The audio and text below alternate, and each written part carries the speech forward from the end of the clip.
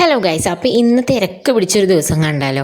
തിരക്കൊക്കെ ഉണ്ടെന്നുണ്ടെങ്കിൽ കൂടി രാവിലെ ഞാൻ ഇന്നലെ പൊരിഞ്ഞ മഴയായിരുന്നു. അപ്പോൾ ആ മഴ പെയ്തിട്ട് എന്തൊക്കെ ഉണ്ടായിട്ടില്ല എന്നുള്ളതൊന്ന് ഇൻസ്പെക്ഷൻ എടുക്കാൻ വേണ്ടി കാലത്ത് വന്നിരുന്നതാണ് കേട്ടോ പുറത്ത്. അപ്പോൾ നോക്കുമ്പോൾ കുറേ ചെടികളും മരങ്ങളൊക്കെ ആകെ മറഞ്ഞ് കിടക്കുന്നുണ്ടായിരുന്നു. അത് കഴിഞ്ഞ് പിന്നിലേക്ക് പോയി നോക്കുമ്പോൾ വർക്ക് ഏരിയയിൽ ആകെ വെള്ളം ഇങ്ങനെ തളം കെട്ടി കിടക്കുകയാണ് തൂവാലടിച്ചിട്ട്. അപ്പോൾ അതൊക്കെ അമ്മ ക്ലീൻ ചെയ്തുകൊണ്ടിരിക്കുകയാണ്. അപ്പോൾ ഞാൻ വേഗം ഓടിപ്പോയി കുളിച്ചിട്ട് വന്നു. അധികം നേരം അതൊന്നും നോക്കി നിൽക്കാനുള്ള സമയമില്ല അന്ന്. അത് കഴിഞ്ഞ് നേരെ വിളക്ക് കൊളുത്താണ്. ഇന്നത്തെ ദിവസം എന്താ ഇത്ര തിരക്കെന്ന് വെച്ച് കഴിഞ്ഞാൽ ഇന്ന് നമുക്ക് ഡോക്ടറെ കാണാൻ പോകാനുള്ള ദിവസമാണ് കേട്ടോ. അപ്പോൾ ഇന്ന് ചെന്ന് കഴിഞ്ഞാലാണ് നമുക്ക് ഡേറ്റ് തരികയെന്ന് പറഞ്ഞിട്ടുണ്ടായിരുന്നത്. അപ്പോൾ അത് കാരണം കൊണ്ട് തന്നെ രാവിലെ വേഗം മെടി എന്നുള്ള പരിപാടികളായിരുന്നു. അപ്പോൾ അത് കഴിഞ്ഞ് അടുക്കളയിൽ വന്ന് നോക്കുമ്പോൾ അമ്മ പിട്ടാണ് ഉണ്ടാക്കുന്നുണ്ടായിരുന്നത്. അപ്പോൾ വേഗം പിട്ടിലത്തെ ഒരു കഷ്ണമൊക്കെ എടുത്ത് ഞാൻ വേഗം കഴിച്ചു. കാരണം കുറേ നേരം വെയിറ്റ് ചെയ്ത് കഴിഞ്ഞ് എനിക്ക് ഗ്യാസ് കയറി ഭയങ്കര ബുദ്ധിമുട്ടാവും. അത് കഴിഞ്ഞ് ശബ്ദം കേട്ട് വന്ന് നോക്കുമ്പോൾ ഇവിടെ അച്ഛനും മോനും കൂടി ഗുസ്തിയാണ് കേട്ടോ കിടക്കയിൽ കിടന്നിട്ട്. അപ്പോൾ അവനാണെന്നുണ്ടെങ്കിൽ എണീക്കാൻ വയ്യ, എന്നാൽ അച്ഛനെയാണെന്നുണ്ടെങ്കിൽ കിടത്തൂല്ല. അത് കഴിഞ്ഞ് ഞാൻ വേഗം പുറപ്പെടാനുള്ള പരിപാടികളൊക്കെ നോക്കി. അപ്പം ഞാൻ പുറപ്പെടാൻ നിൽക്കുന്ന നേരത്തെ ഒരാൾ വേഗം പുറപ്പാടൊക്കെ കഴിഞ്ഞ് വന്നിട്ട് എന്നെ ഉപദ്രവിക്കുന്നതാണ് ഈ കാണുന്നത്. എന്തെങ്കിലും ഇങ്ങനെ പീഡിപ്പിച്ചുകൊണ്ടിരുന്നില്ലാന്ന് വെച്ചാൽ ആൾക്ക് വലിയ സുഖമില്ലാത്ത പോലെയാണ്. അപ്പോൾ എൻ്റെ മുടി വെട്ടിക്കളയും അതാണ് ഇതാണെന്നൊക്കെ പറഞ്ഞുകൊണ്ടിരിക്കുകയാണ് കേട്ടോ. അപ്പോൾ അത് കഴിഞ്ഞ് ഇങ്ങോട്ട് തിരിഞ്ഞു നോക്കുമ്പോഴേക്കും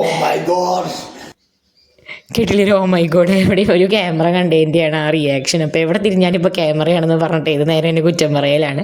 അത് കഴിഞ്ഞ് ഞങ്ങൾ വേഗം പുറപ്പെട്ടു. അപ്പോൾ നമ്മൾ ഭാരതപ്പുഴയുടെ മുകളിൽ കൂടിയാണ് കേട്ടോ പോവുക. അത് പട്ടാമ്പി പാലാണ്. അപ്പോൾ ഭാരതപ്പുഴയൊക്കെ ഇങ്ങനെ നല്ല രീതിക്ക് കണ്ടിട്ടാണ് നമ്മൾ ഹോസ്പിറ്റലിലേക്ക് എത്തിയത്. അപ്പോൾ ഇതാണ് നമ്മുടെ ഹോസ്പിറ്റൽ, പട്ടാമ്പിയിലുള്ള സേവന ഹോസ്പിറ്റലിൽ. അവിടെ തുളസി ഡോക്ടറിനെയാണ് നമ്മൾ കൺസൾട്ട് ചെയ്തിട്ടുള്ളത്. അപ്പോൾ അവിടെയാണെന്നുണ്ടെങ്കിൽ നല്ല തിരക്കായിരുന്നു. ചെന്നപ്പോൾ വലിയ തിരക്കില്ലായിരുന്നു, പിന്നെ കുറച്ച് കഴിയുമ്പോഴേക്കും പൊരിഞ്ഞ തിരക്കായി. അപ്പോൾ ഞാനാണെന്നുണ്ടെങ്കിൽ ഇങ്ങനെ കാത്തിരിക്കുക. നമുക്കിപ്പോൾ ലാസ്റ്റിലേക്കാണ് എപ്പോഴും നമ്മളെ വിളിക്കുള്ളൂ. കാരണം കുറേ ചെക്കപ്പും കാര്യങ്ങളൊക്കെ വേണ്ടതുകൊണ്ട് തന്നെ നമ്മൾ കുറേ നേരം വെയിറ്റ് ചെയ്യേണ്ടി വരാറുണ്ട്. അപ്പോൾ ഡോക്ടറിനെയൊക്കെ കണ്ടിട്ട് പിന്നെ നേരെ നമ്മൾ ഇറങ്ങി.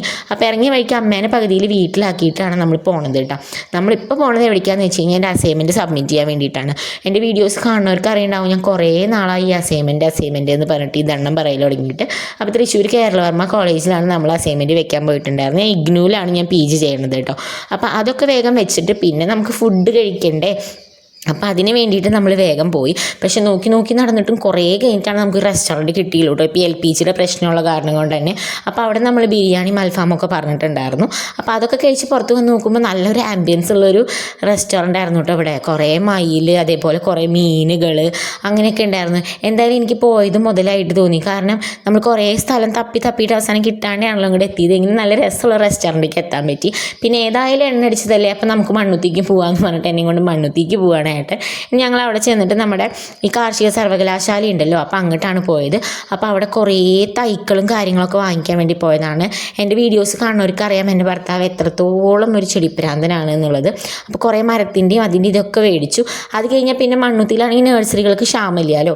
അപ്പോൾ അതുകൊണ്ട് തന്നെ നമ്മൾ കുറേ നഴ്സറികളിലേക്ക് പോയിട്ടുണ്ടായിരുന്നു. ഒരു റോസാപ്പൂ പ്രാന്തനാണ്, ഞങ്ങളുടെ ഗാർഡൻ ഫുള്ള് റോസ് കൊണ്ട് നിറയ്ക്കണം എന്നാണ് ആളുടെ ആഗ്രഹം. അപ്പോൾ അതുകൊണ്ട് തന്നെ കുറേ റോസും അതേപോലെ എന്തൊക്കെയോ പേരറിയാത്ത കുറേ ഏതൊക്കെയോ ചെടികളും കൂടി മേടിച്ചിട്ടുണ്ടായിരുന്നു. കുറേ സ്ഥലത്തൊക്കെ ഞാൻ ഇറങ്ങി, കുറേ സ്ഥലത്തൊന്നും എനിക്ക് ഇറങ്ങാൻ വയ്യായിരുന്നു. കാരണം നട്ടപ്പുറ വെയിലുണ്ടായിരുന്നു. അപ്പോൾ വെയിലടിക്കാത്ത സ്ഥലങ്ങളിലൊക്കെ ഞാൻ ഇറങ്ങിയിട്ട് കുറേയൊക്കെ പോയി നോക്കി മേടിക്കും കാര്യങ്ങളൊക്കെ ചെയ്തിട്ടുണ്ടായിരുന്നു കേട്ടോ. അപ്പോൾ അത് കഴിഞ്ഞ് നമ്മൾ നേരെ തിരിച്ചു പോരുമ്പോഴേക്കും ഏകദേശം വൈകുന്നേരമായി, സൂര്യനൊക്കെ അസ്തമിക്കാറായി തുടങ്ങിയിട്ടുണ്ടായിരുന്നു. ഇനി നമ്മൾ പകുതി വഴിയിൽ ഒരാളെ ഇറക്കി വിട്ടിട്ടുണ്ടായിരുന്നല്ലോ, എൻ്റെ അമ്മേനെ. അപ്പോൾ അമ്മേനെ കൂട്ടണം. അപ്പോൾ അതിന് വേണ്ടിയിട്ട് വീണ്ടും എൻ്റെ വീട്ടിലേക്ക് പോവുകയാണ് കേട്ടോ. അപ്പോൾ അങ്ങനെ നമ്മൾ എൻ്റെ വീട്ടിലേക്ക് എത്തി, അമ്മേനെയും കൂട്ടി. അപ്പോൾ അമ്മ അമ്പലത്തേക്ക് പോയിക്കായിരുന്നു ഉണ്ടായിരുന്നത്. അവിടെ കൂറിട്ടുണ്ട്. അപ്പോൾ അത് കാരണം കൊണ്ട് അമ്പലത്തേക്ക് പോയിക്കായിരുന്നു. അത് കഴിഞ്ഞ് തിരിച്ച് വീട്ടിലേക്ക് വരുമ്പോഴാണ് ഞങ്ങളുടെ പഠിക്കലതേ കുറുക്കന്മാരുടെ സംസ്ഥാന സമ്മേളനം. അപ്പോൾ കുറുക്കന്മാരെയൊക്കെ ഓടിച്ചിട്ട് പിന്നെ ഇവിടെ ഏട്ടനെ കൊടുന്നിട്ടുള്ള ചെടികളൊക്കെ ഇങ്ങനെ പ്രദർശിപ്പിക്കാൻ വെക്കുകയാണ്.